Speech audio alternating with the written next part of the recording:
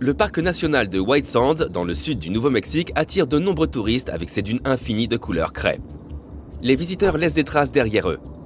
Mais certaines de ces traces, bien qu'elles aient l'air récentes, sont légèrement plus anciennes que d'autres, entre 21 et 23 000 ans pour être précis. Les scientifiques ont trouvé environ 60 empreintes de pas fossilisées dans les couches de sol gypseux. Elles sont les plus anciennes preuves de la présence humaine en Amérique du Nord. Il y a eu un débat de près d'un siècle sur la date à laquelle les premiers humains ont peuplé cette région. La plupart des chercheurs pensent que c'était au plus tôt il y a 13 000 ans. Les traces nouvellement trouvées ne prouvent pas seulement que c'était plusieurs milliers d'années plus tôt, mais elles nous disent aussi quels défis les anciens humains ont dû surmonter. Les premiers sont peut-être arrivés ici à l'époque des glaciers, de l'ère glaciaire. À cette époque, la région était plus humide et verdoyante. Elle ressemblait davantage aux prairies actuelles du Midwest qu'au désert du Nouveau-Mexique. Les mammouths vivaient sur les rives boueuses de lacs peu profonds, dont la taille changeait en fonction des saisons. Les mammouths n'étaient pas les seuls géants ici. Au début des années 1930, un inspecteur du contrôle des animaux a trouvé une grande empreinte qui, selon lui, appartenait au mythique Bigfoot. Il s'est avéré que l'empreinte appartenait à un paresseux géant. Depuis cette découverte, les chercheurs ont réussi à trouver des milliers d'autres traces dans le parc national. Elles prouvent que des humains anciens vivaient aux côtés de ces paresseux et mammouths géants à l'ère glaciaire. Lorsque les températures de la région ont augmenté, la pluie et la neige fondante ont apporté du gypse des montagnes environnantes. L'ancien lac Otero, le centre de la vie, s'est asséché il y a environ 10 000 ans. Des cristaux de sélénite se sont formés à sa place. De vents forts ont brisé ces cristaux et les ont emportés vers l'est. Le sable de gypse se forme encore ici de manière similaire. Les vents exposent certaines des empreintes laissées sur ce terrain. Et on ne peut en voir d'autres qu'avec un œil aguerri, car elles sont cachées sous le sable.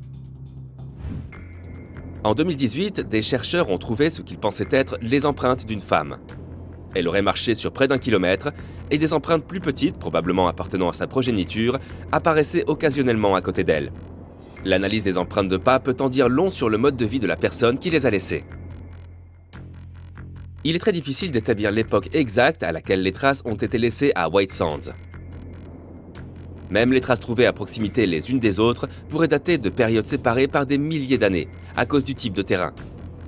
Pour trouver la date exacte, les chercheurs cherchent des couches de graines qui peuvent subir un type d'analyse spéciale pour les échantillons préhistoriques sous et au-dessus des couches d'empreintes. Pendant des années, les scientifiques n'ont pas pu trouver de site à la fois des graines et des empreintes de pas. Puis finalement, ils ont fait la grande découverte qu'ils espéraient. Une équipe d'archéologues, de géologues, d'un géophysicien et d'un spécialiste des données est arrivée sur place pour étudier la zone de la taille d'un demi-terrain de basket. D'après la stature et la vitesse de marche, la plupart des empreintes trouvées plus récemment appartenaient très probablement à des adolescents et à leurs jeunes frères et sœurs. Il se peut qu'il y ait eu une division du travail dans l'ancienne communauté, où les adultes s'occupaient des tâches plus qualifiées et les adolescents étaient chargés d'aller chercher des choses et de porter des charges. Une fois que la calotte glaciaire s'est retirée du continent nord-américain et que les prairies ont séché, les peuples archaïques sont arrivés il y a environ 4000 ans et ont fait leurs premiers pas dans l'agriculture. Ils ont pris soin des plantes sauvages qui poussaient dans la région pour augmenter les rendements. Ils vivaient dans de petits villages et ont laissé derrière eux des tertres funéraires ou des feux préhistoriques. Ensuite, le peuple de Mogollon s'est installé ici. Ils fabriquaient des poteries, pratiquaient l'agriculture et vivaient dans des habitats permanents. Il y a plus de 700 ans, les Apaches sont venus ici en chassant les troupeaux de bisons. Ils ont construit des maisons temporaires car ils étaient nomades et ne restaient pas au même endroit très longtemps. En 2019, des archéologues ont trouvé des preuves que des personnes vivaient sur le site de l'actuelle ville de Golden, au Colorado, plusieurs milliers d'années avant ce qu'ils pensaient initialement. Le site préhistorique a reçu le nom de Magic Mountain, en référence à un parc d'attractions qui possédait ce territoire lorsque les fouilles ont commencé dans les années 1950. Les archéologues savaient que c'était un endroit idéal pour les chasseurs-cueilleurs nomades pour survivre en hiver. Ils avaient accès à l'eau et le site n'était ni trop bas ni trop haut, ce qui permettait à leurs animaux de vivre confortablement. Après avoir creusé 2 mètres sous terre, l'équipe a trouvé une section de terre de la taille d'un pare-brise. Le sol contenait des os d'animaux et des éclats de pierre provenant de la fabrication d'outils en pierre. En utilisant la même méthode de datation du sol qu'à White Sands, ils ont établi qu'il avait 9000 ans. Les archéologues étaient heureux de cette découverte car il est plutôt rare de trouver quelque chose d'aussi ancien à cause de milliers d'années d'érosion et de crues de terrassement. Nos anciens parents humains les plus proches, les Néandertaliens, qui vivaient il y a environ 130 000 à 40 000 ans, étaient suffisamment avancés pour créer quelque chose qui ressemblait à un bâtiment résidentiel. Les vestiges de ce complexe se trouvent à l'intérieur d'un haut cap calcaire appelé le rocher de Gibraltar. Le premier crâne féminin a été découvert ici en 1848, pendant des opérations minières.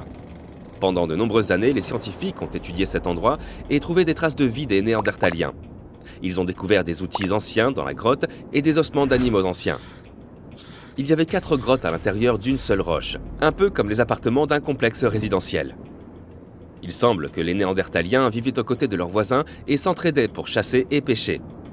Ils faisaient des décorations en plumes et peignaient des dessins abstraits sur les murs. Ces dessins et d'autres traces de cette période aident les scientifiques à étudier en détail la vie des Néandertaliens. À la fin de l'année 2021, les archéologues ont découvert un trou à l'intérieur de l'une des grottes menant à un tunnel inconnu. Ils ont rampé dans ce trou et ont ouvert un nouvel espace sous le toit de la grotte. Il s'est avéré que cet endroit avait été isolé du monde extérieur pendant plus de 40 000 ans. Et il semble que c'était l'un des appartements les plus prestigieux avec tout le complexe de la montagne. L'espace a des hauts plafonds avec des stalactites anciennes. Les rideaux de pierre en ruine divisaient l'appartement en plusieurs pièces. Les scientifiques ont aussi trouvé des restes d'animaux anciens et des griffures sur les murs. Les Néandertaliens n'ont probablement jamais vécu ici, mais ils avaient l'habitude de visiter cet endroit. À partir des anciennes données sur le pollen et les restes d'animaux trouvés ici, les scientifiques ont conclu que les Néandertaliens fréquentaient les forêts, la savane, les marais salants et les broussailles, et qu'ils avaient diverses possibilités de se nourrir. Ils avaient aussi l'habitude de chasser et de pêcher. Les grottes montrent que les Néandertaliens étaient plus proches des humains que des singes. Ils avaient leurs propres coutumes et un mode de vie standardisé. Bien que les Néandertaliens nous ressemblent beaucoup, ils étaient une espèce distincte qui s'est séparée des lignées humaines modernes il y a au moins 500 000 ans. Mais comme ils ont vécu aux côtés des premiers humains modernes pendant au moins une partie de leur existence, il se peut que nous ayons encore dans notre ADN des traces de Néandertaliens et d'autres humains anciens, les Denisoviens. Nos ancêtres, les Homo sapiens, étaient les derniers membres survivants de leur tribu. Mais ils se sont accouplés avec des représentants de l'autre groupe. Le produit de cette union représente jusqu'à un certain pourcentage de notre génome. Nous pouvons avoir des traits néandertaliens dans tout notre corps, du système immunitaire aux cheveux et à la peau. Les personnes dont les ancêtres viennent d'Europe et d'Asie pourraient avoir hérité d'environ 2% de leur ADN des Néandertaliens. L'ADN des Dénivosiens n'apparaît que chez les personnes dont les ancêtres viennent d'Asie, et il peut représenter jusqu'à 5% de leur génome. Les anciens humains ont utilisé une autre grotte près de l'actuelle Malaga dans le sud de l'Espagne par intermittence pendant 50 000 ans. Les chercheurs ont trouvé une quantité impressionnante d'art préhistorique sur ces murs et ont catalogué plus de 1000 de ces œuvres. Il semble que la grotte ait d'abord été utilisée par les Néandertaliens il y a 65 000 ans, puis par les humains modernes pour faire de l'art. Les archéologues ont trouvé des fragments d'ocre datant de l'âge paléolithique. La grotte n'a pas dû être utilisée pendant environ 7000 ans, avant l'arrivée des humains modernes. Ils n'ont pas non plus utilisé la grotte pour vivre, mais pour faire de l'art sur les murs et probablement créer des bijoux à partir de coquillages et de dents d'animaux.